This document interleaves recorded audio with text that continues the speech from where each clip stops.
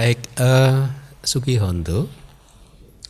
Semoga Anda semua dalam keadaan yang baik, yang sehat, damai di hati Anda, dan bahagia.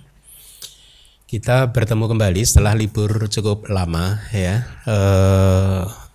Pagi ini kita akan meneruskan pembahasan satu suta yang belum selesai.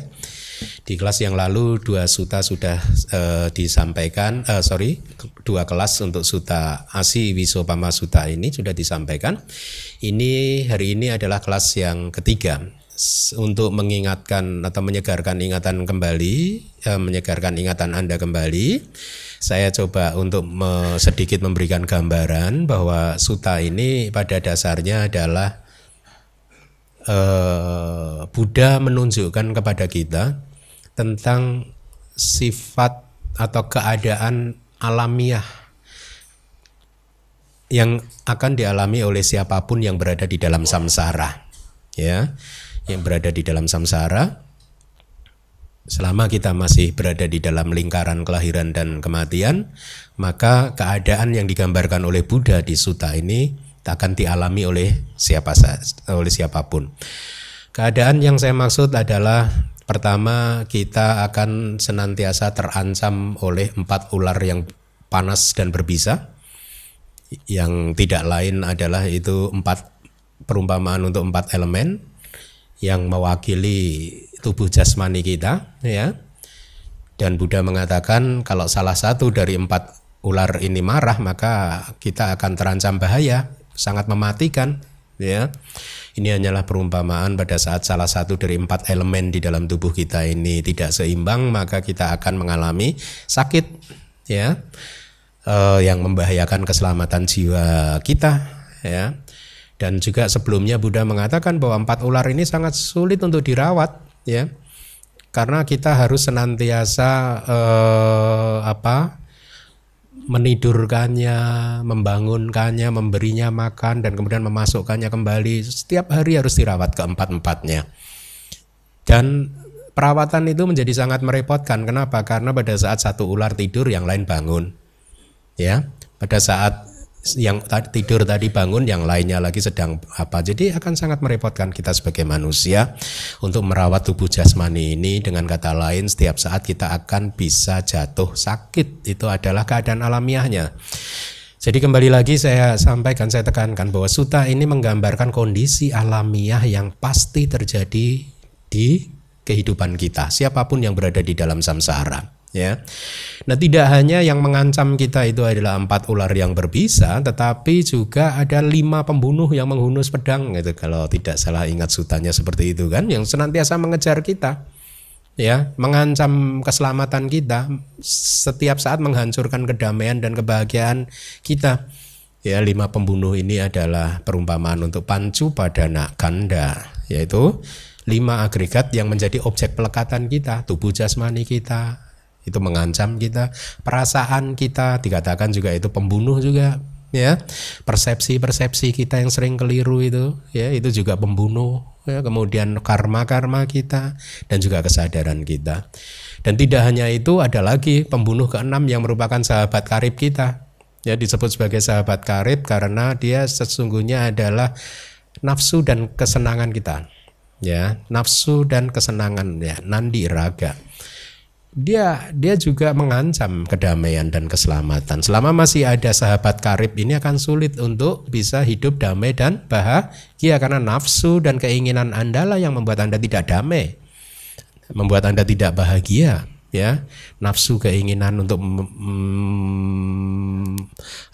senantiasa mengikuti kesenangan hawa nafsu dan lain sebagainya, ya. Dan singkat cerita akhirnya si orang tadi yang diberi tahu ada 4 ular dan seterusnya ini berlari dan akhirnya ketemu dengan satu desa yang kosong, setiap rumah yang ditemui kosong, bejana yang ditemui kosong, semuanya kosong, hampa, ya, tidak ada isinya. Itu perumpamaan yang bagus, ya, bahwa sesungguhnya 6 landasan indriawi kita ini yang internal ini kosong. Artinya kosong, hampa itu bukan milik kita, bukan milik saya. 6 landasan indriawi itu adalah landasan indriawi panca indera 5, ya, mata, telinga, hidung, lidah, dan tubuh. Karena dari landasan indriawi inilah kita mengalami sensasi-sensasi indriawi, ya. Anda melihat objek mata, mendengar dengan telinga, mendengar suara dan seterusnya. Dan yang keenam adalah landasan indriawi batin pada saat Anda merenung, berpikir, ya, melamun. Itu murni kehidupan Anda muncul di landasan indriawi yang keenam, landasan indriawi batin, ya, yang tidak muncul bersama-sama dengan landasan indriawi yang panca indera, ya. Tapi itu semua kosong. Ini hendaknya Anda perkuat persepsi ini bahwa enam landasan indriawi Anda itu kosong, hampa. Artinya apa? Bukan milik kita, bukan milik saya, bukan milik Anda. Mereka hanyalah fenomena alamiah seperti lampu pijar ini. Pada saat saklarnya tidak dinyalakan dia padam, kalau disaklarkan dia menyala. Itu fenomena alamiah, perumpamaannya seperti itu. Ya, jadi pancu padana kanda itu 6 landasan indriawi yang internal tadi itu bukan milik Anda. Kalau Anda bisa memahami ini, bisa semakin kuat pemahaman Anda tentang bahwa 6 landasan indriawi itu bukan milik Anda, maka Anda akan semakin damai. Semakin Anda tidak memahami ini, akan sulit untuk mendapatkan kedamaian. Dia bukan milik kita, ya. Dia bukan saya, bukan Anda, bukan kita, bukan diri Anda juga bukan. Dia hanyalah fenomena alamiah saja. Ya, begitu bertemu dengan objeknya dia muncul. Kalau tidak bertemu dengan objek dia tidak muncul. Kira-kira begitu. Nah, desa yang kosong tadi, ya, kemudian diberitahu ada gerombolan perampok masuk desa, gitu. Akhirnya si orang tadi yang ketakutan berlari dan ketemu dengan samudra yang luas, kan? Samudra yang luas, airnya banyak, tapi dia sadar bahwa pantai sebelah sini itu sangat tidak aman dan membahayakan. Ya, pantai di mana dia berada itu sangat membahayakan dan tidak aman, ya. Ini perumpamaan samsara. Kita saat ini sedang berada di pantai yang sebelah sini ini, yang sangat tidak aman dan membahayakan. Tapi di seberang samudra sana, pantai di sebelah sana, pantai yang jauh di sebelah sana, di seberang samudra, aman dan damai. Ya, jadi ini perumpamaan bahwa pantai yang sebelah sini itu adalah perumpamaan tentang samsara di mana kita berada saat ini. Kemudian pantai di seberang sana itu adalah perumpamaan untuk nibbana. Itulah tujuan kita. Tetapi si orang tadi yang berada di pantai sebelah sini tadi mau menyeberang, tidak ada rakit, tidak ada jembatan untuk menyeberang. Akhirnya apa? Dia mengumpulkan rumput, ranting, dahan, daun-daunan untuk dibuat sebagai rakit. Dan kemudian begitu jadi rakit, dia menggunakan tangan, kaki sepenuh tenaga. Dia mengayuh rakitnya untuk menyeberang dari pantai sini menuju ke pantai seberang. Ya, ini rakit, ini adalah perumpamaan untuk Jalan Mulia berunsur 8. Ya. Jadi sutta ini kalau dipahami sangat indah sekali. Karena menggambarkan dengan sangat baik tentang bahayanya kehidupan kita ini. Tidak hanya terancam oleh 4 ular tadi, tetapi banyak sekali, kan, ya. Makanya di sutta itu kalau Anda nanti akan saya minta PIC membaca, si orang tadi itu begitu mau lolos dari 4 ular, sudah ada 5 pembunuh yang mengejar-ngejar. Sudah mau lolos dari ini, ketemu lagi yang lain, yaitu sahabat dekat yang siap membunuh juga, yaitu nafsu dan keinginan kita, kesenangan-kesenangan kita. Sudah mau lolos dari ini, kena ancaman lagi dari 6 landasan internal yang kosong dan hampa, ya, ketemu desa yang kosong. Terus ada perampok-perampok lagi, 6 gerombolan perampok, yaitu apa? Objek-objek dari 6 indria tadi mengancam kita. Apa yang Anda lihat mengancam kedamaian Anda? Apa yang Anda dengar mengancam kedamaian Anda? Apa yang masuk ke hidung Anda, indera hidung Anda mengancam kedamaian Anda? Apa yang masuk ke lidah Anda, yang Anda rasakan, makanan, minuman, rasa apapun yang masuk menempel di lidah mengancam kedamaian Anda, mengancam kebahagiaan Anda, ya. Lalu bagaimana, Bante? Ya, kita harus satu, belajar dhamma dengan benar dan kemudian melatihnya bahwa sesungguhnya kita bisa terbebas dari semua bahaya itu. Ya, kita tidak harus terancam dengan objek mata, kita tidak harus terancam dengan suara dan lain sebagainya. Ya, beberapa waktu yang lalu ada yang menyampaikan kepada saya bahwa Kalau bisa ininya begini dan begitu karena pemandangan itu merusak kebahagiaan saya, mengganggu ketentraman hati saya, begitu. Ya, orang yang mengatakan ini berpikir bahwa ketentraman, kedamaian, kebahagiaan hati dia terganggu oleh pemandangan-pemandangan di luar. Makanya dia meminta kepada DBS pemandangan ini harusnya ditutup, jangan, karena ini sangat mengganggu kedamaian hati saya. Ini adalah pandangan yang salah. Tidak ada sesuatu di dunia sana yang bisa mengganggu kedamaian hati kita, yang bisa mengganggu kebahagiaan kita.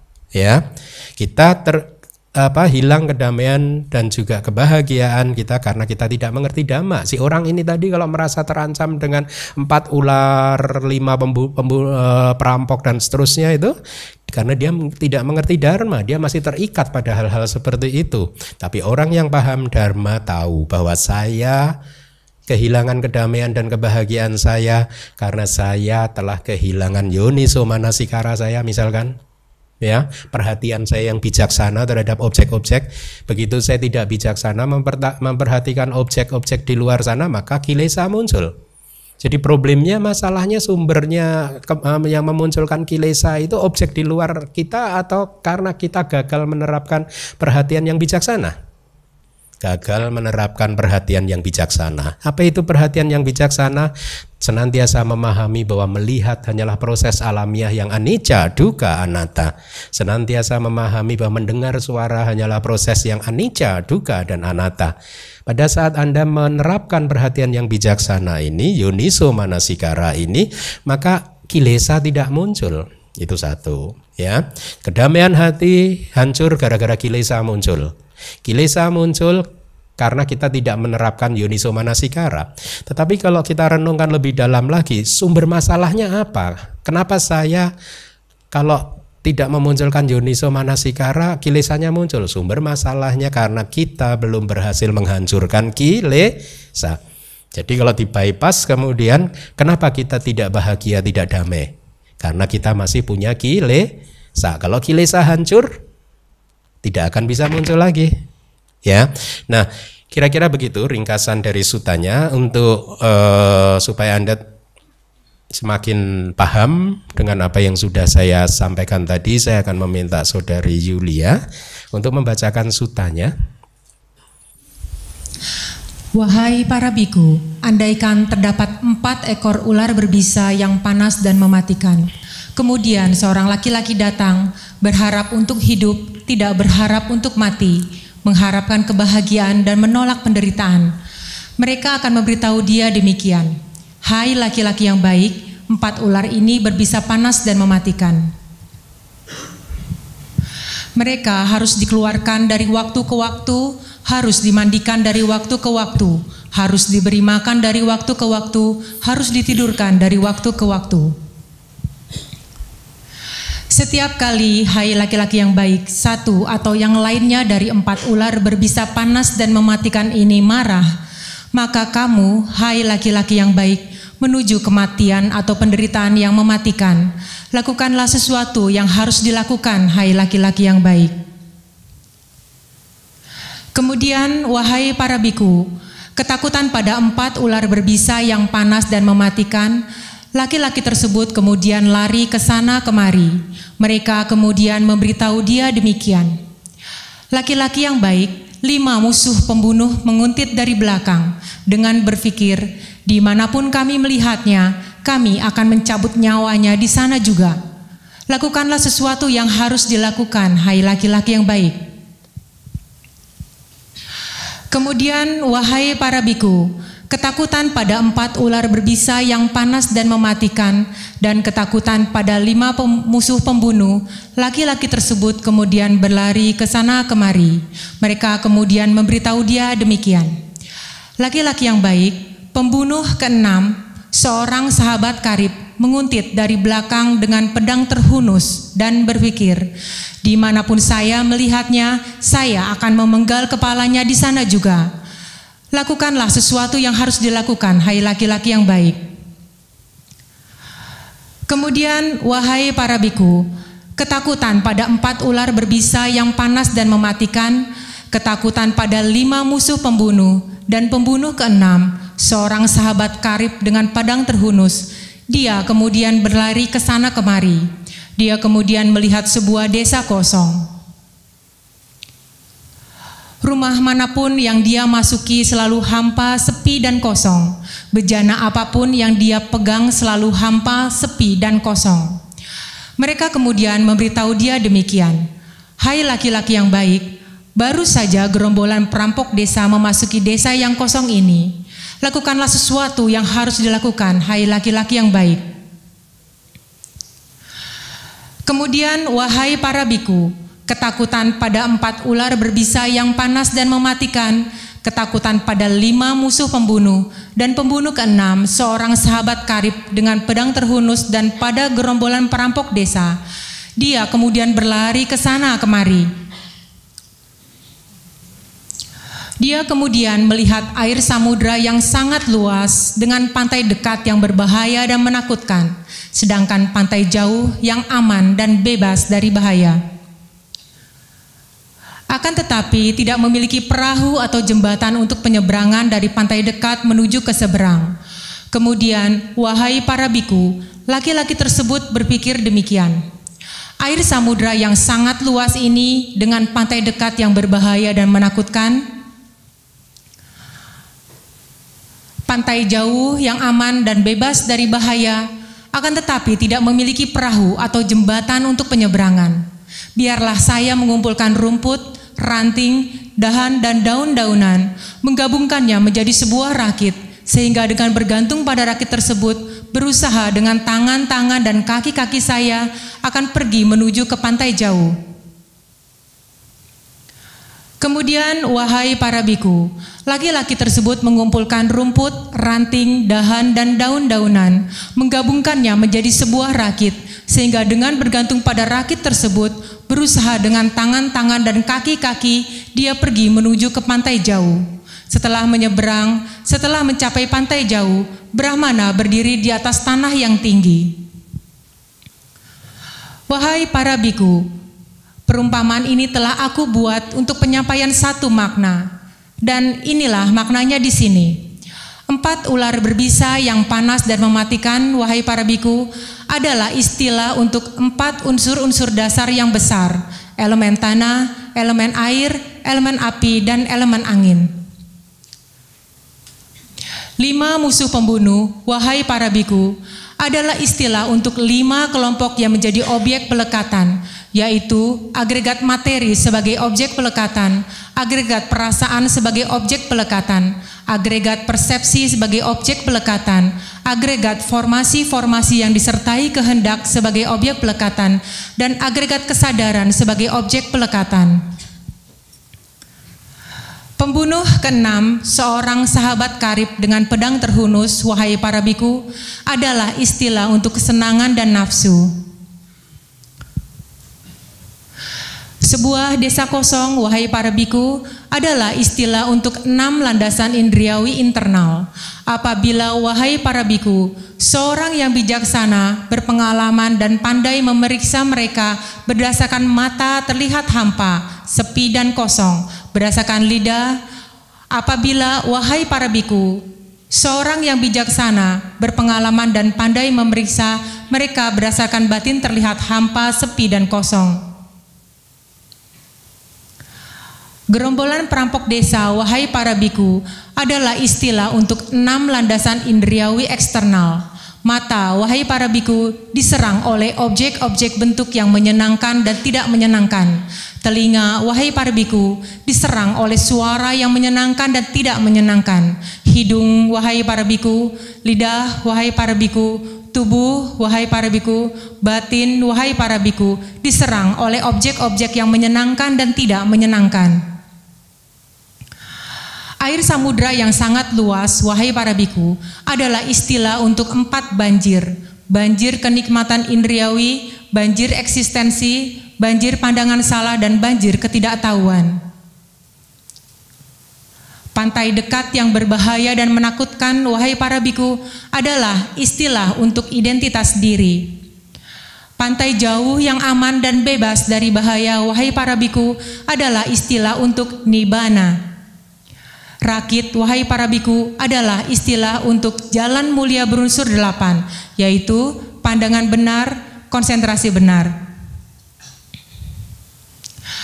Berusaha dengan tangan-tangan dan kaki-kaki, wahai para biku, adalah istilah untuk prakarsa. Setelah menyeberang, setelah mencapai pantai jauh, Brahmana berdiri di atas tanah yang tinggi, wahai para biku, adalah istilah untuk seorang arahat. Baik, terima kasih Yulia. Demikianlah sutanya. Kembali lagi, pertanyaan saya, kalau Anda tidak setuju dengan kitab komentar dan subkomentar, apa yang Anda pahami dari suta tadi? Saya akan menyampaikan ulang yang sudah beberapa kali saya sampaikan karena saya masih sering mendengar ada penolakan-penolakan terhadap kitab komentar, ya. Tapi beberapa waktu yang lalu saya berdiskusi dengan seorang guru, ya, yang mengatakan ada yang menolak kitab komentar, lalu saya katakan dengan straight away, seketika saya sampaikan mereka yang menolak kitab komentar akan dengan alasan karena kitab komentar itu tidak keluar dari kata-kata Buddha, ya. Ada dua kelemahan. Yang pertama, pernyataan bahwa kitab komentar itu tidak atau bukan berasal dari kata-kata Buddha tidak benar sepenuhnya, karena sebagian dari kitab komentar itu berisi kata-kata Buddha yang tidak tercantum atau tidak dimasukkan di dalam Tripitaka. Ya, ada kata-kata Buddha yang masuk ke kitab komentar itu ada, tapi tidak ada di Tripitaka. Banyak. Ya, kalau Anda baca buku-buku saya, Anda pasti akan menemukan itu, gitu. Itu yang kedua adalah mereka yang mengatakan bahwa kitab komentar, subkomentar tidak perlu diikuti karena bukan kata-kata Buddha, ya kita hanya ikut kata-kata Buddha saja. Mereka yang mengatakan demikian akan kesulitan untuk mempertahankan konsistensi dari pendapatnya. Mereka tidak konsisten. Karena apa? Karena pada saat mereka hanya mau memegang kata-kata Buddha, maka selesai, tidak ada perdebatan. Tapi faktanya mereka yang seperti itu biasanya malah berdebat.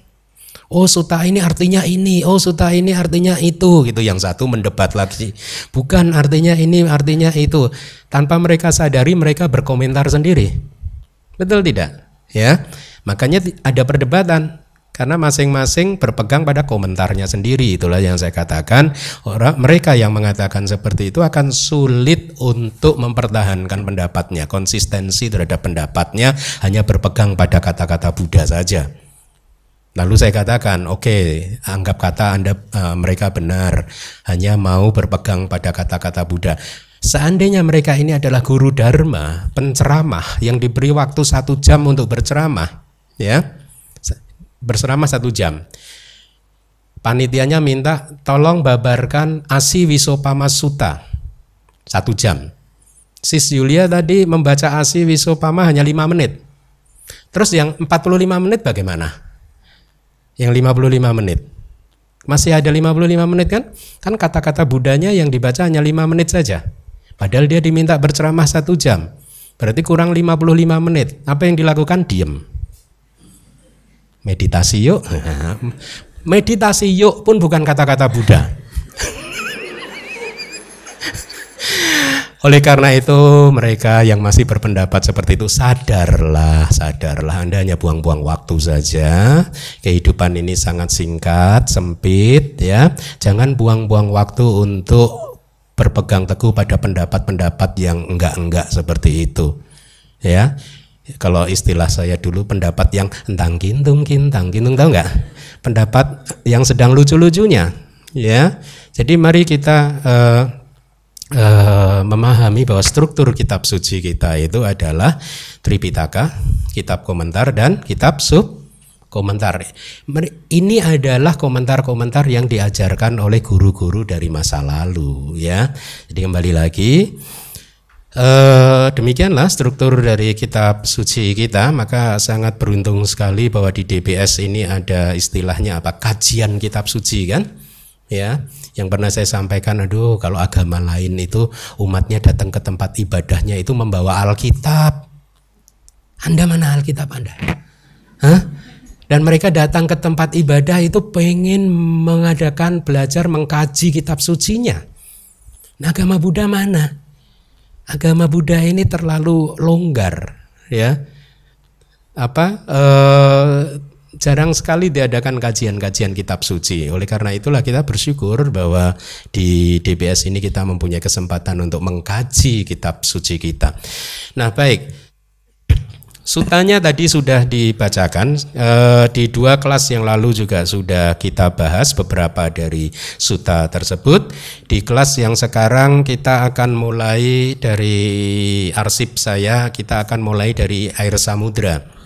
Jadi ceritanya pada saat orang laki-laki tadi masuk ke desa yang sepi kosong hampa, kemudian ada gerombolan perampok desa mengejar, dia pun kemudian berlari lagi. Ya, Anda sambil imajinasikan daya imajinasi Anda untuk memahami suta tadi dan kemudian merenungkannya bahwa itulah yang terjadi pada kita. Ya, saya tadi ada sedikit kesalahan yang disebut pantai sebelah sini tidak samsara, itu terlalu luas. Pantai sebelah ini adalah identitas diri, sakaya didik. Selama kita belum berhasil menghancurkan identitas diri, maka kita adalah masih seorang putujana. Maka samsara atau pantai sebelah sini menjadi tidak aman. Tapi setelah seseorang berhasil menghancurkan identitas diri, sakaya didik, pandangan salah tentang identitas diri, dan dengan demikian dia menjadi seorang sotapanna, maka samsara agak aman. Karena maksimal 7 kali kelahiran lagi dia akan menyeberang. Tidak ada kelahiran yang ke-8 buat dia. Makanya tadi saya koreksi, pantai sebelah sini adalah sakaya didik atau identitas diri. Tidak ada didiknya ya, pandangan salah sebenarnya, pandangan salah tentang identitas diri.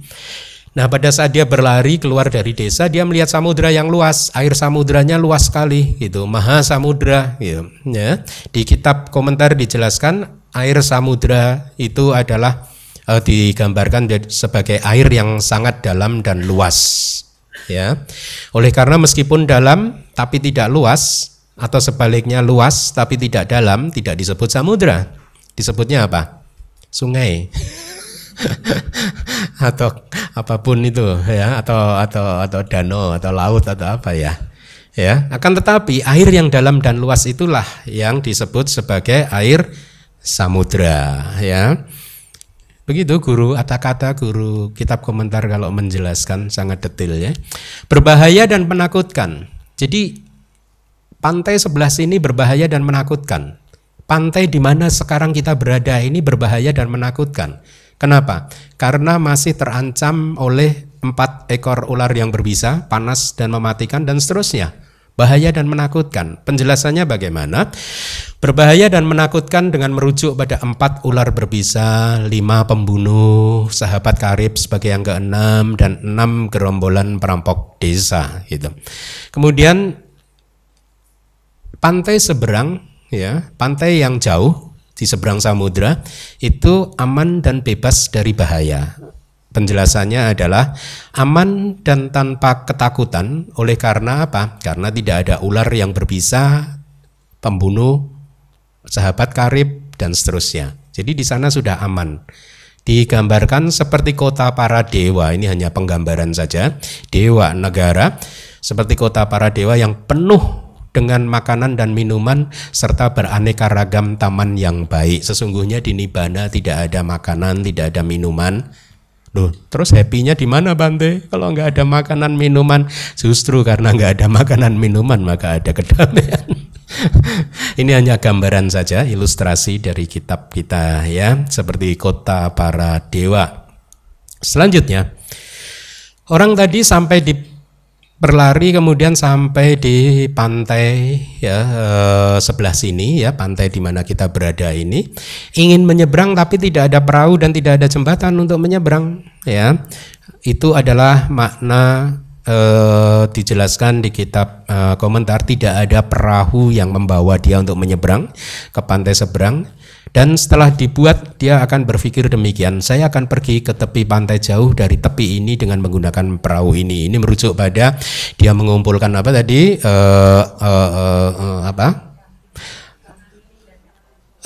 ya dari akar, ranting, dahan dan daun. Ya, 4 hal ini dikumpulkan gitu. Akhirnya dibentuk sebagai rakit perahu dan akan dia pergunakan untuk menyeberang menuju ke pantai seberang, menuju ke Nibbana gitu ya. Nah, sebelum saya teruskan, saya ingin merangkum apa yang sudah kita pelajari dari kitab komentar, dan saya ingin menguji Anda masih ingat enggak? Di kelas yang lalu kita sudah diajarkan bahwa makhluk atau individu, makhluk siapapun, tidak hanya makhluk manusia tapi juga yang ada di neraka, di peta, asura, binatang, alam dewa, alam Brahma, semua makhluk yang berada di dalam samsara itu bisa dikelompokkan ke dalam 4 kualitas sesuai kualitasnya, 4 jenis individu. Apa saja? Yang pertama adalah Ugati Tanyu, ya, Ugati Tanyu Pugala. Ya, masih ingat ya? Yaitu individu yang mampu memahami dhamma melalui uraian yang ringkas. Artinya memahami dhamma itu dengan uraian yang ringkas, dia sudah mampu menembus dhamma menjadi Arya.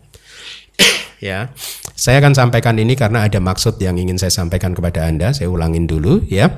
Kemudian individu yang kedua adalah bahasa Palinya Wi Panci Tanyu Pugala, yaitu jenis individu yang mampu menembus dhamma, mempenetrasi dhamma atau memahami dhamma melalui uraian yang rinci. Kalau tadi hanya ringkasannya saja dia sudah mampu menembus, jenis yang kedua melalui uraian yang lebih rinci. Yang ketiga apa individunya?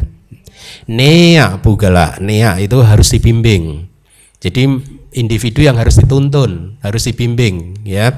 Dengan uraian ringkas tidak mampu, dengan penjelasan panjang lebar tidak mampu, dia harus dibimbing oleh guru selama bisa 7 hari, 7 minggu, 7 bulan, 7 tahun dan seterusnya. Ya, membutuhkan proses yang agak lama. Yang keempat adalah individu pada parama. Pada itu kalimat, parama itu tertinggi. Jadi buat dia kalimat hanyalah yang tertinggi. Kalimat yang dia dengar adalah kebijaksanaan dia yang tertinggi. Artinya dia hanya berhenti di kalimat saja tanpa mampu menembus apa-apa, ya, tidak bisa menembus apa-apa. Di kelas lalu juga sudah saya sampaikan bahwa 2 individu yang pertama itu sudah habis stoknya. Jadi jangan berkhayal Anda menjadi sotapana mendengarkan Dhamma Talk. That is delusion. Udah stoknya udah habis. Kalau Anda ingin menjadi sotapana atau menjadi arahat hanya dengan mendengarkan Dhamma Talk, kenapa tidak lahir waktu ada Buddha dulu? Sekarang Buddha sudah nggak ada. Justru mereka yang lahir mengelilingi Buddha karena parami mereka sudah kuat. Ya, mereka adalah 2 dari 4 jenis individu tadi. Ya, jadi dikatakan di kitab komentar bahwa 2 jenis individu yang pertama sudah habis stoknya. Maksudnya habis gimana? Ya udah kenibana semua. Berarti yang tertinggal kita ini jenis ketiga, KW3, KW4. Nah, lumayan kalau KW3. KW4 pada parama loh. KW4 tuh ngak-nguk gitu kan. Kayak mau belajar loading kayak Pentium 2 dulu kan. Kalau mau on bunyi agak lama gitu. Kata Pak Kuncoro dulu. Komputernya Bante ya, kalau on bisa ditinggal bikin kopi dulu gitu. Itu Pak Kuncoro itu di atas itu. Karena komputer saya di Myanmar dulu Pentium 2, dia laptop. Saya cuman aduh, saya Pentium 2 kata dia gitu. Jadi kalau on gitu nunggu 5 menit baru layarnya nyala. Makanya dia ngeledek. Komputernya Bante bisa tinggal bikin kopi dulu tuh. Nah, jadi 2 stok yang terakhir inilah yang available sekarang di alam semesta ini, ya. Jadi sudah tertutup kemungkinan buat siapapun, Anda atau siapapun mencapai pencerahan hanya mendengarkan Dhamma Talk, ya. Jadi berhentilah berkhayal.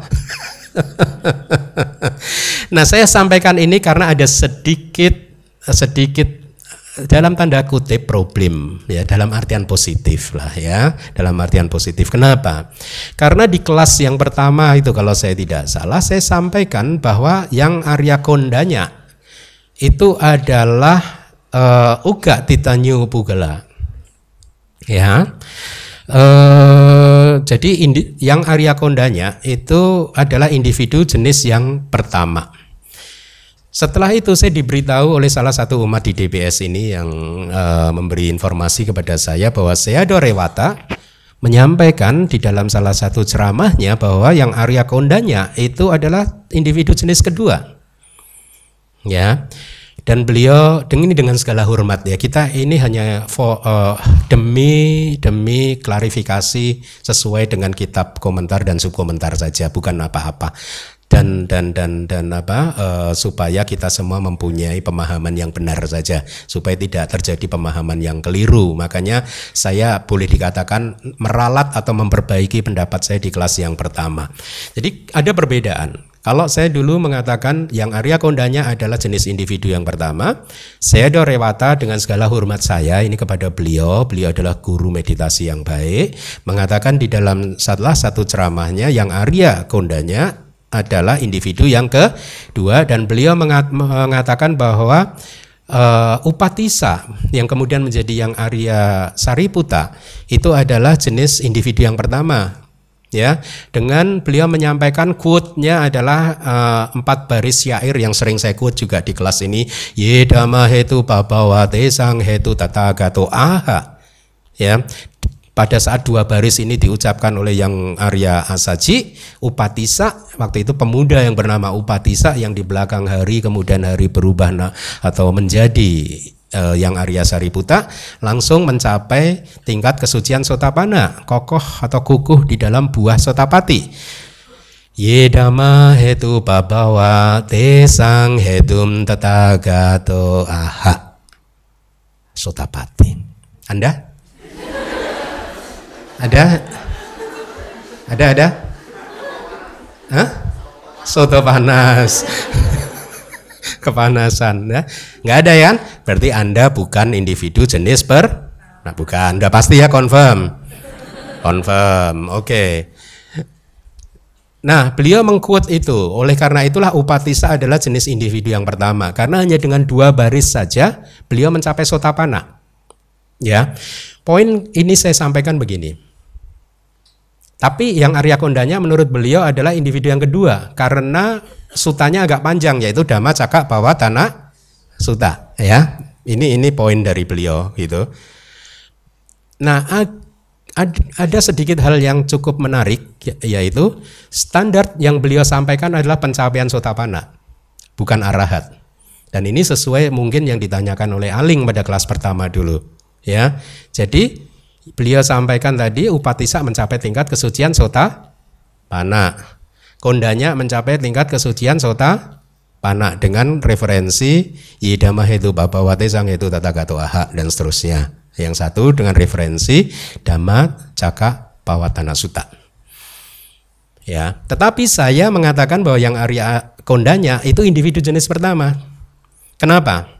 Karena referensi saya adalah kitab komentar dari sutta ini, ya. Kitab komentar dari sutta ini mengatakan bahwa sebentar.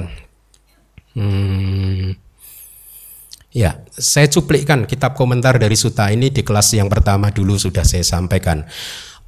Bahasa palinya saya sampaikan. Uga titanyu pugalo hi imasa sutasa matika nikipe newa arahatang papunisati. Ya, artinya begini. Uga titanyu pugalohi, oleh karena atau sesungguhnya bisa juga. Uga titanyu pugalo, individu uga titanyu atau individu yang mencapai mampu menembus dhamma dengan uraian yang singkat, ya. Imasa sutasa matika nikepe newa arahatang papunisati. Artinya individu itu akan mencapai tingkat kearahatan matika nikepe newa hanya dengan ringkasan dari matika, ringkasan matika. Matika itu semacam daftar isi, ringkasan gitu ya. Dari sutta ini. Gitu. Jadi itu kitab komentar dari Asi Wiso Pamasutta mengatakan bahwa individu jenis pertama yang harus digarisbawahi mencapai tingkat kesucian kearahatan. Makanya tadi saya katakan mungkin sama dengan yang ditanyakan Aling. Jadi standarnya adalah tingkat suci kearahatan sesuai kitab komentar ini. Ya, bukan tingkat kesucian Sotapanna berarti. Kalau benar begini berarti saya salah mengatakan yang Arya Kondanya itu karena referensinya adalah pencapaian kearahatan. Tapi kalau Sotapanna benar. sama dengan yang disampaikan oleh Sayadaw Rewata, standarnya Sotapanna. Ya, sama, standarnya sama dengan yang saya sampaikan di kelas yang lalu. Nah, di kitab subkomentar, saya jelaskan dulu yang disebut Matika itu semacam tabulasi. Jadi ajaran Buddha yang sangat ringkas sekali, ya. Kalau di Dhamma Sanggani itu tabulasi ini Buddha mengelompokkan dhamma ke dalam kusala dhamma, abhyakata dhamma, katamid dan seterusnya, dikelompok-kelompokkan gitu kan. Hanya tabulasi saja, ya. Tetapi di kitab subkomentar dari sutta ini mengatakan begini. Saya quote kata palinya karena ini direkam supaya Anda yakin dengan apa yang saya sampaikan, ya. Seya thapi bhikkhaweti arabitua yawa, tanda kutip buka, tino paranggato tale titati brahmano ti ayang matika nikepo. Ayang matika nikepo, ringkasan dari matika yang dimaksud adalah seperti ini. Jadi yang dimaksud dengan tabulasi adalah begini. Dimulai sejak kalimat wahai para biku, andaikan dan seterusnya hingga setelah menyeberang, setelah mencapai pantai jauh, Brahmana berdiri di atas tanah yang tinggi, inilah yang disebut matika. Berarti artinya kitab subkomentar mengatakan yang disebut matika, tabulasi, daftar tabulasi itu adalah satu sutta asi wiso pama sutta, karena itu tadi setelah menyeberang itu awal dari sutanya. Kemudian akhir dari sutanya kan Brahmana berdiri di atas tanah yang tinggi, selesai. Jadi dari awal sampai akhir dari sutta inilah yang disebut matika. Artinya standarnya adalah apabila individu bisa mencapai tingkat kesucian arahat dalam satu sutta, maka beliau adalah Ugatitanya Puggala. Ini kalau sesuai dengan kitab komentar dan subkomentar dari Asi Wiso Pama Sutta. Standarnya bukan Sotapanna. Tapi kalau standarnya Sotapanna, ya tadi yang sudah saya sampaikan. Begitu ya klarifikasinya ya. Ini hanya untuk supaya kita berkembang. Saya sampaikan juga dengan guru yang tadi yang mengatakan perdebatan, mereka yang menolak kitab komentar kan sering berdebat. Pasti kalau menolak kitab komentar efeknya pasti sering berdebat. Sutta ini artinya ini, sutta ini artinya itu, berdebat mereka. Enggak, itu kamu salah, ini begini. Kenapa? Karena enggak ada pijakan yang sama. Masing-masing bermain pada pikirannya sendiri-sendiri, pada persepsinya sendiri-sendiri. Lalu saya sampaikan kepada beliau, kalau saya enggak pernah berdebat seperti itu. Saya kalau ketemu dengan Bhante Wisuda misalkan, kalau katakan ini dianggap sebagai perdebatan, yang terjadi antara saya dan Bhante Wisuda adalah begini percakapannya. Bhante, bukannya kitab komentar ini harusnya menerjemahkannya seperti ini, Bhante? Terus mungkin Bhante Wisuda berpendapat berbeda. Enggak sih, menurut saya begini sih. Loh Bhante, bukankah ini adalah grammarnya, tata bahasanya begini. Nah akhirnya ada kemajuan di sana. Membahas kalimat yang ada di kitab komentar dan subkomentar, acuannya sama. Ya. Dengan demikian kami saling berkembang. Saya berkembang, beliau berkembang juga. Ya, karena bisa mengomentari kalimat Pali sesuai dengan pemahaman kemampuan bahasa Pali kami berdua, begitu. Jadi ya harusnya begitu, tidak kemudian Anda berpendapat sendiri, saya berpendapat sendiri, kemudian berdebat. Nggak ada manfaatnya yang seperti itu, ya. Nah, baik, jadi sudah saya sampaikan, ya. Jadi akhirnya bagaimana kesimpulannya? Anda mengikuti Atthakatha Sutta ini atau apa?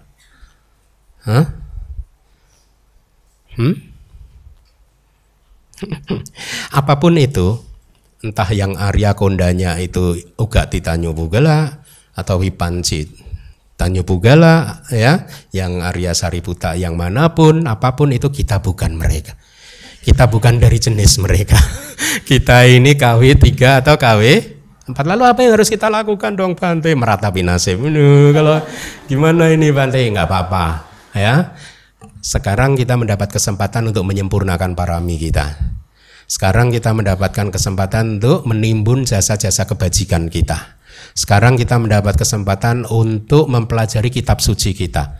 Ya, kitab suci, kalau saya mengatakan kitab suci mohon dipahami tidak berhenti di Tripitaka saja, tapi juga kitab komentar dan subkomentar. Dan kita harus mempunyai sadar yang kuat bahwa apa yang kita lakukan ini akan membuat kita seandainya Sampai Buddha Gautama ajarannya hilang kok Anda belum mencapai arahat. Nanti begitu Buddha Maitreya muncul, Anda menjadi Uga Titanyu Pugala.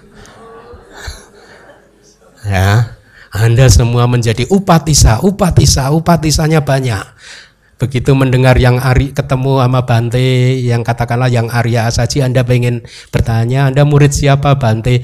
Bantenya terus kemudian mengatakan, Yedama hetu babawa desang hetu tatagatuaha desanja yoni rodo ewang wadi mahasamano. Aduh, 4 baris kok belum apa-apa.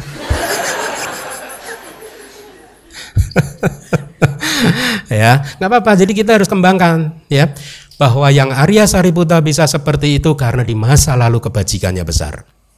Bahwa kita seperti ini karena harus diakui di masa lalu kebajikan kita belum besar.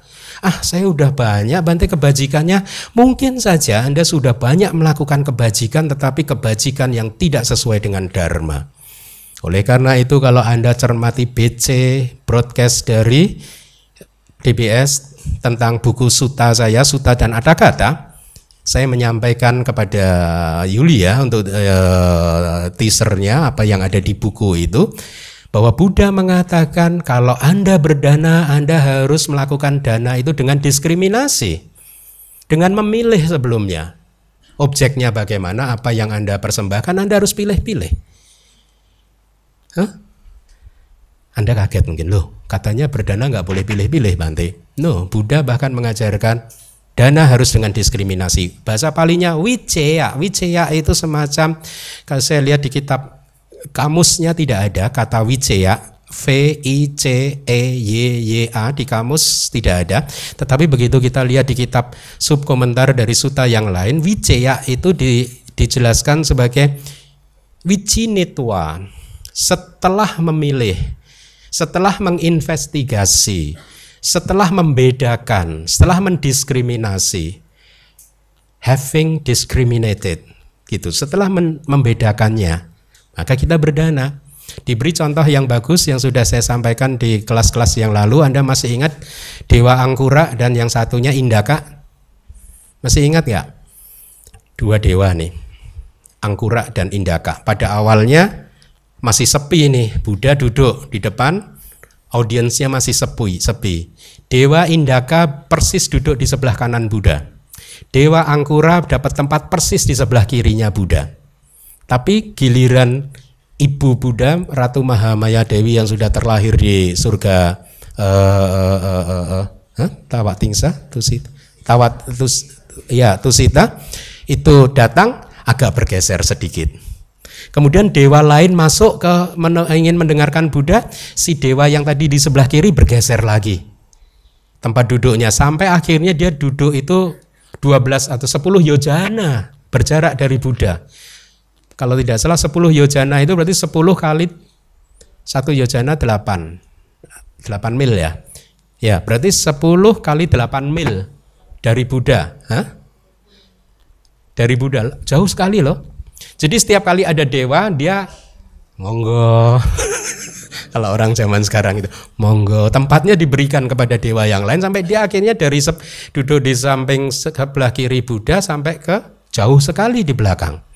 Kemudian kan Buddha ingin menelusuri apa yang menyebabkannya. Ternyata yang menyebabkannya Dewa Angkura ini di masa lalu dia sudah berdana besar sekali. Ya, selama 10.000 tahun dia berdana makanan dan membuat perapian di sepanjang 12 yojana, ya, perapian untuk menolong orang lain selama 10.000 tahun. Buahnya hanya seperti itu, duduk di belakang. Sementara si Dewa Indaka, apa dananya? Dia berdana ketika yang Arya Buddha Anuruddha sedang berpindah patah. Ketemu dengan yang Arya Anuruddha berpindah patah, beliau mendanakan makanan. Buahnya duduk di sebelah kanan Buddha. Itulah makanya Buddha mengatakan bahwa dana harus dengan diskriminasi. Kalau Anda tidak setuju dengan ini, Anda nanti pulang ke rumah cek cerita tentang Dewa Angkura, A-N titik di atas K-U-R-A, dan Dewa Indaka. Anda akan dapat ceritanya. Itu ada di komentar Dhammapada. Ya, jadi begitu. Walaupun seseorang sudah banyak melakukan kebajikan, tetapi kalau kebajikannya itu tidak menggunakan diskriminasi, ya buahnya berbuah tetapi kecil. Menanam kebajikan itu kan seperti seseorang menanam benih. Ya, benih itu ada yang meskipun kualitasnya baik atau banyak ininya, tapi buahnya kecil ada. Atau yang buahnya besar ada. Kita kan pengen yang buahnya besar. Buah besar itu bagaimana? Lahir sebagai manusia, kemudian alarmnya bunyi, saya harus jadi biku, buahnya besar. Anda? Oh, Bante ini loh, bikin saya sedih Bante. Nggak, maksud saya begitulah variasi-variasinya ya. Oleh karena itu jangan bersedih hati, sekarang Anda dapat kesempatan semuanya, Anda mendapatkan kesempatan itu. Bahkan tadi pagi di atas saya katakan, Anda semua harus bersyukur karena sudah mendapatkan kesempatan untuk belajar apa adanya sesuai kitab. Ya, pasti ini akan menjadi kebajikan yang besar yang akan memberikan buah yang besar. Ya, oleh karena itu berjuanglah. Kadang memang ada pelajaran-pelajaran yang sulit, tetapi jangan putus asa, teruslah berjuang ya, karena ini adalah kebajikan yang memiliki buah yang besar. Jadi itu poinnya, kita memang bukan yang Arya Kondanya ya, bukan tipe jenis itu, bukan juga tipe dari yang Arya Sariputa, tapi kita ingin menjadi seperti beliau. Makanya mari kita perbanyak timbunan kebajikan kita dan juga parami-parami kita. Mari kita lanjutkan. Di Sutta tadi ada kalimat atau tidak ada jembatan untuk menyeberang. Penjelasannya adalah tidak ada jembatan penyeberangan tertentu, baik itu jembatan pohon, jembatan untuk pejalan kaki maupun jembatan untuk kereta. Dan Sutta itu berlanjut terus sampai akhirnya ada Brahmana berdiri di atas tanah yang tinggi.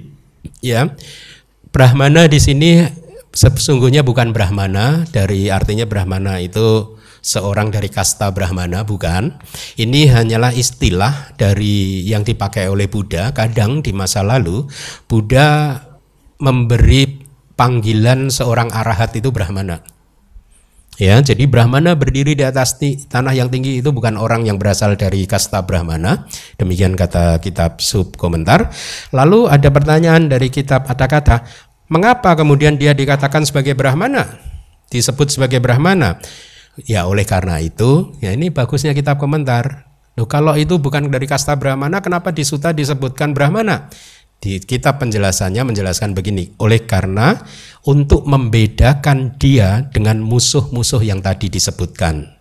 Ya, jadi istilah Brahmana di sini untuk menunjukkan bahwa Brahmana yang asawanya telah hancur. Jadi merujuk kepada seseorang yang asawanya telah hancur. Kina sawa itu adalah epitet, panggilan, julukan untuk seorang arahat. Jadi seorang arahat adalah seorang yang asawanya telah hancur, noda-noda batinnya telah hancur. Ya, itulah tujuan kita. Kita ingin menjadi seorang kinasawo, seorang yang asawanya telah hancur. Mari kita lanjutkan lagi. Buddha tadi mengatakan, aku menyusun perumpamaan ini, penjelasannya adalah kama hendaknya di dalam perumpamaan yang disusun oleh Buddha. Di kitab komentar di kelas yang kedua, saya sudah katakan bahwa ada seorang raja ya yang berhasil menangkap pencuri kan, ya. Tapi raja ini tidak ingin membunuh pencurinya dengan serta-merta dengan cara cepat. Dia ingin membunuh pencurinya dengan cara perlahan-lahan. Oleh karena itu kepada pencuri itu kayak ditipu gitu, dikelabui, seolah-olah raja itu sedang memberikan hadiah. Jadi raja memberikan 4 ular kepada pencuri tadi. Ya, si pencurinya karena mohanya tebal, delusi kebodohannya tebal, dia mengira ini hadiah dari raja.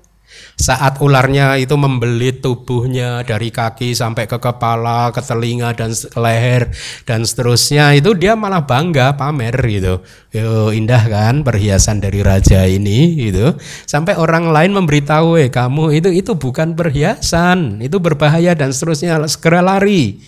Dan akhirnya dia bisa meloloskan diri pada saat ularnya itu lengah, penjaga kerajaan lengah, dia bisa lari. Kan cerita dari kitab komentar itu tidak kita dapatkan di sutanya. Ya kembali lagi pentingnya kitab komentar ya seperti itu ya. Nah, di dalam perumpamaan tersebut, raja yang memberi 4 ular tadi itu adalah perumpamaan untuk karma. Jadi karma kita dari kehidupan lampau yang berbuah membuat kita lahir di kehidupan saat ini. Salah satunya dia memberikan 4 ular kepada kita. Tubuh jasmani kita ini 4 ular.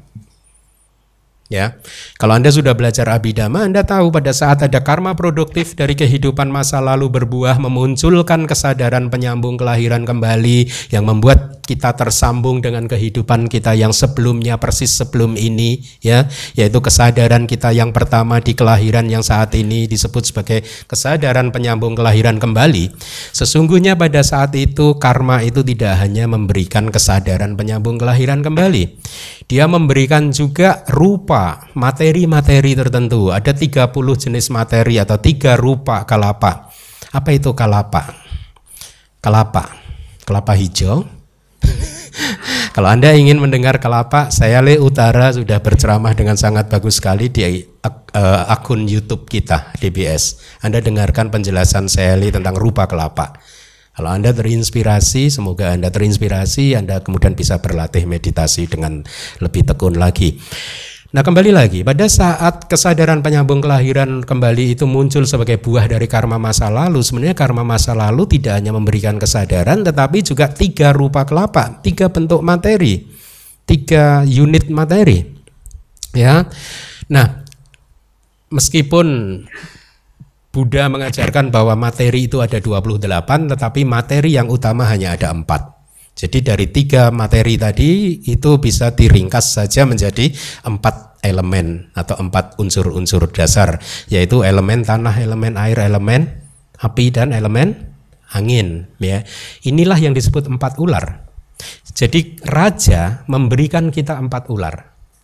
Jadi waktu Anda membaca sutta, kasihan ya laki-laki tersebut, bodoh amat sih, mosok ular dikira perhiasan, padahal kita juga. Itu padahal kitab komentar sedang bercerita tentang Anda.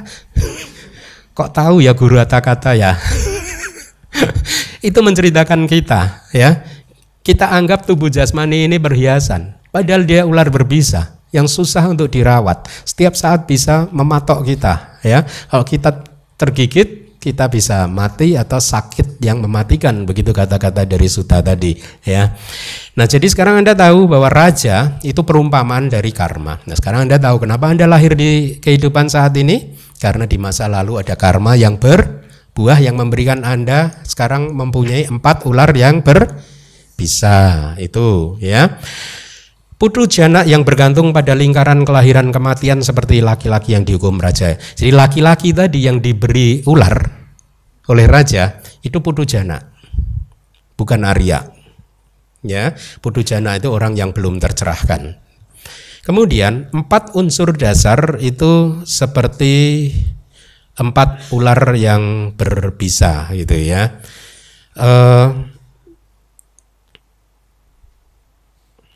Bentar. Ya, cukup. Mari kita lanjutkan. Ini dari kitab komentar. Pada saat ular-ular yang berbisa tersebut lengah dan ketika para pembantu raja sedang menyendiri, kemudian laki-laki yang lain, temannya atau laki-laki siapapun, mungkin bukan temannya, hanya laki-laki yang melihat dia, berkata, "Hai kamu teman, lakukanlah yang bisa kamu lakukan, berlarilah." Ya, maka hal tersebut itu seperti ketika guru memberikan wejangan tentang subjek meditasi, yaitu unsur dasar kepada para biku, dan mengatakan, guru di sini adalah Buddha, dan mengatakan kepada para biku, jijiklah dan tanpa nafsulah, maksudnya gitu, terhadap 4 unsur dasar ini. Ya, merasalah jijik dan tanpa nafsu terhadap 4 unsur dasar ini, terhadap tubuh jasmani ini. Dengan demikian, kalau Anda sudah bisa merasa seperti itu, maka Anda akan keluar dari lingkaran kelahiran dan kematian. Jadi itu perumpamaannya, laki-laki tadi adalah guru, tetapi kalau kita refleksikan dalam kehidupan kita, maka laki-laki itu adalah guru kita sekarang, yang mengingatkan kita. Kalau dalam konteks saya, katakanlah mungkin guru yang menahbiskan saya, ya. Guru kita masing-masing itulah seseorang yang mengingatkan kepada kita, berlarilah. Ini ularnya berbahaya, berlarilah. Itu salah satu tugas dari guru dhamma, mengingatkan kepada Anda semua bahwa samsara ini kosong. Ya. Tidak ada gunanya mengejar terlalu berlebihan samsara ini, karena ini hanya fata morgana. Anda tahu, Anda bisa mengejar fata morgana. Semakin Anda kejar, semakin dia jauh. Itulah samsara, inilah kehidupan kita.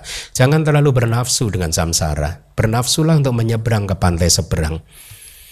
Kemudian, melarikan diri kemanapun setelah mendengarkan kata-kata laki-laki tersebut, ya, ketika 4 ular berbisa lengah dan para pembantu raja sedang menyendiri, itu seperti perumpamaan seorang yang berlari setelah seperti berlari itu artinya setelah mendapatkan subjek meditasi dari guru para biku tersebut. Jadi kayak Anda kemarin retret Pabaja setelah mendapatkan subjek meditasi dari Sayali Utara kan? Di hari pertama kan Sayali Utara memberikan instruksi meditasi. Itu artinya Anda mendapatkan subjek meditasi dari Sayali. Setelah itu Anda berlari, berlatih keras, berjuang ya untuk menguasai teknik meditasi, subjek meditasi yang diajarkan oleh Sayali gitu ya. Dengan menggunakan pengetahuan demi tujuan untuk keluar dari ular-ular berbisa yang disebut unsur dasar, ya, elemen tanah, air, api, dan angin. Kitab subkomentar menjelaskan begini.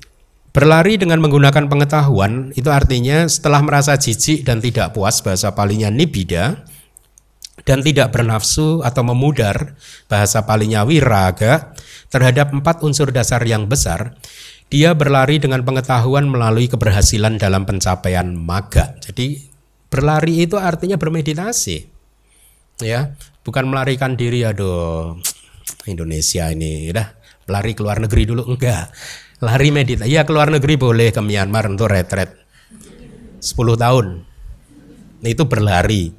Ya berlari itu bukan pindah tempat dari sini lari ke sana. Itu kan dikejar-kejar debt collector.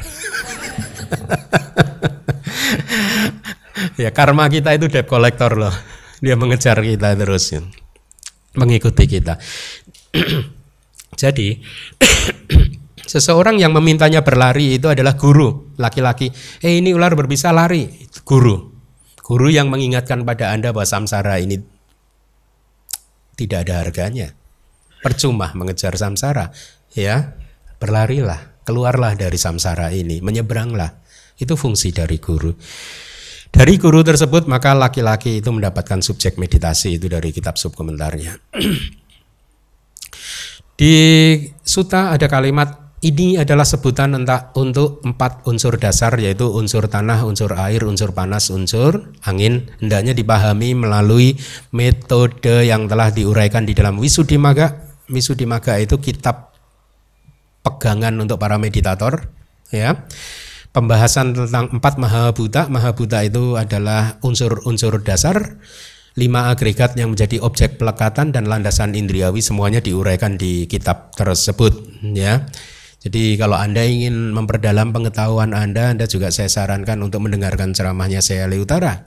Ada di YouTube kita. Ya. Nah, kata-kata tidak menguraikan 4 mahabhuta dan lain-lain dengan lebih detail lagi, karena Anda dipersilahkan untuk membuka kitab tersebut, yaitu kitab Visuddhimagga. Di sini elemen tanah hendaknya dilihat seperti seekor ular berbisa yang bermulut balok kayu. Elemen-elemen sisanya seperti seekor ular yang bermulut busuk, yang bermulut api, bermulut pedang, ya. Kalau Anda masih ingat itu di sutta yang lalu disampaikan, seperti halnya seorang yang digigit oleh ular yang bermulut seperti balok kayu. Kalau dia digigit ular seperti itu, maka tubuhnya menjadi kaku. Ya, demikianlah yang terjadi ketika Padawi Datuk Bakopa, elemen tanah bergolak dan marah. Kadang Anda merasa tubuh Anda kaku nggak? Ya, keras. Merasa ya? Nah, itulah yang dimaksud ular Anda sedang digigit oleh ular tanah ini. Ya, yang bermulut seperti balok kayu. Jadi siapapun yang digigit dia seperti balok kayu, kaku, keras. Ya, akhirnya panggil tukang pijit supaya elemen tanahnya terurai. Ya. Seperti halnya dengan seorang yang digigit oleh ular yang bermulut busuk, di yang lalu sudah ada kan, atau bermulut api atau bermulut pedang, itu 3 yang lain kan itu kan. Maka sekujur tubuhnya menghasilkan dan mengeluarkan nanah seperti sebuah nangka matang yang busuk dan berair. Kita pernah ya? Anda pernah nggak sih? Jangan tanya, Bante pernah. Kira-kira begitu, seorang yang sakit, ada anak kecil begitu kan, bernanah ya, dia sedang digigit oleh ular elemen air, tubuhnya berair seperti nangka yang berair, berbau busuk ya. Kalau digigit oleh ular yang seperti api, elemen api apa? Sekujur tubuhnya bertaburan seperti segenggam abu atau segenggam sekam panas dalam ya, dan seterusnya. Kalau elemen angin, sekujur tubuhnya terbelah seperti suatu tempat yang terkena petir atau seperti lubang peletakan batu pertama. Artinya kita kadang terluka kan, menganga kan lukanya kan, itu karena kena serangan elemen angin, ular elemen angin ya. Oleh karenanya Atta Kata Acarya atau guru Atta Kata berkata, seperti halnya tubuh yang digigit oleh ular yang bermulut balok kayu menjadi sangat kaku, dengan bergolaknya elemen tanah, maka dia seperti berada di mulut ular yang bermulut balok kayu ya. Jadi tubuh menjadi, kalau Anda ingat karakteristik elemen tanah itu ada berapa? Ada 6 kan ya. Keras lawannya apa? Lunak. Kemudian kasar lawannya lembut, kemudian berat lawannya ringan. Ini 6 karakteristik ular elemen tanah.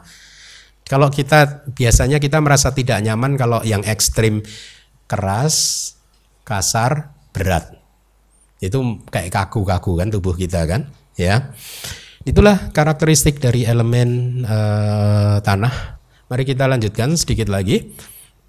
Seperti halnya ketika digigit oleh ular yang bermulut busuk, tubuh pun menjadi busuk.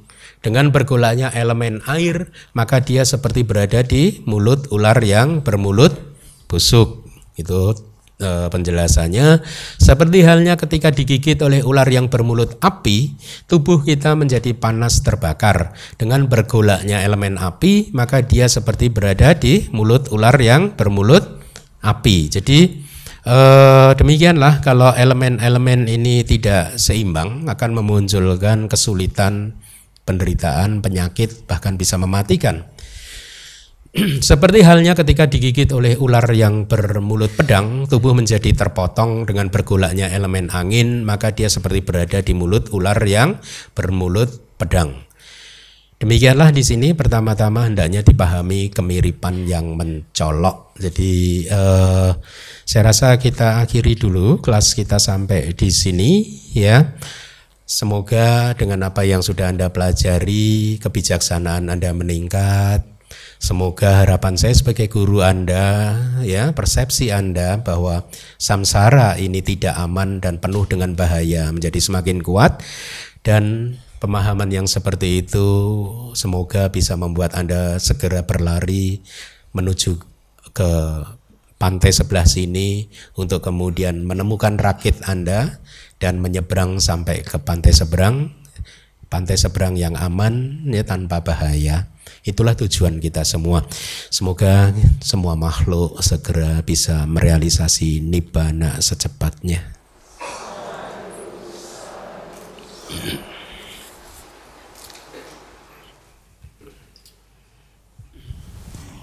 Nama budaya Asin.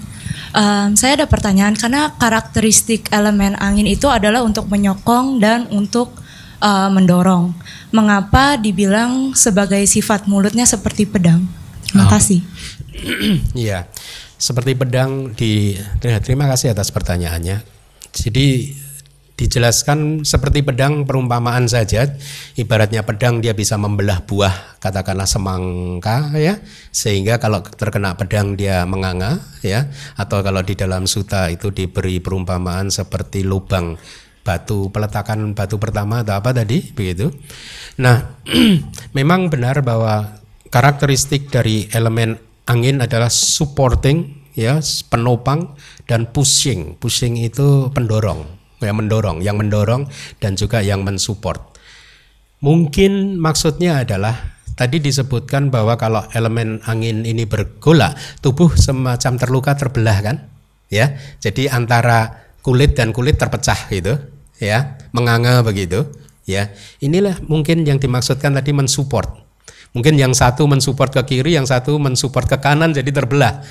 Ya, yang satu salah satu rupa kelapa, satu kelompok rupa kelapa menekan ke kiri, kelompok rupa kelapa yang lain mendorong ke kanan. Akhirnya pecah, sobek kulitnya, menganga begitu. Mungkin seperti itu. Ya, oke. Sambil menunggu penanya yang kedua, saya sampaikan menyambung lagi jawaban saya kepada Felicia.